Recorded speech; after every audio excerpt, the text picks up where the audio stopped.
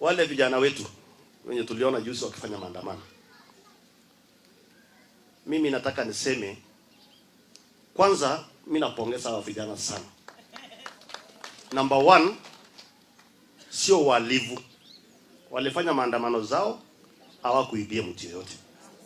Number two, mimi ninapongeza hawa vijana kwa sababu sasa wamejielewa. Ni vizuri kukuwa na inji yenye generation inajielewa. Hawa vijana wamejielewa na wanatafuta space yao. Ni jukumu yetu sisi kama wazazi. Hawa vijana ni vijana wetu.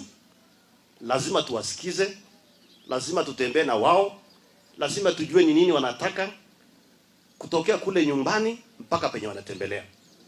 Kwa mimi nataka niambia hawa vijana, ninawapongeza sana kwa sababu kwanza juzi walifanya maandamano yao. Hata rafiki yangu Babu Owino alijaribu kuenda siju kuwaongelesha, wakakataa. Kwa sababu hawa vijana kwanza sio wa kabila. Wako kwa generation mzuri sana.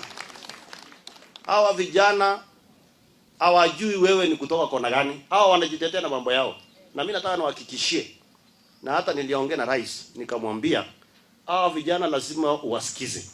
Tukienda kupanga finance bill ya next year, hata before hapo lazima tukae na wao, watuambie changamoto yao ni gani, wanataka ikae namna gani, tutapekua mpaka tukubaliana na wao.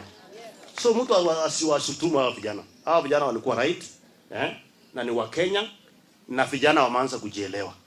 Mimi ninapongeza hawa kwa sababu mtu akianza kujielewa ni kitu ya muhimu sana. Ndio wapate space yao, watatafutia space mpaka wapate space yao. Na space yoyote ni kupigania. Hakuna space inakujanga bure. Usifikiri utakumbuka tu wasema ati wewe kuja chukua hii mkate. Hapana, lazima uulize, hata mimi nataka hii mkate hapa. So mimi nataka nisema kwa hao vijana wetu, pongezi. Na mkuendelea mbele, mkitaka kuendelea na maandamano muendelee. Lakini bora msiguse mali ya mtu. Mko wangwana vile mko wangwana, na tutawasikiza kama wazazi wenu, kama viongozi wenu. Lazima tuwasikize. Ama nyinyi mnasema nini wazazi? Si ni ukweli? Na pia nyinyi mkiwa nyumbani kama wazazi muwaongeleshe. Hata wakienda maandamano, patie shilingi 500.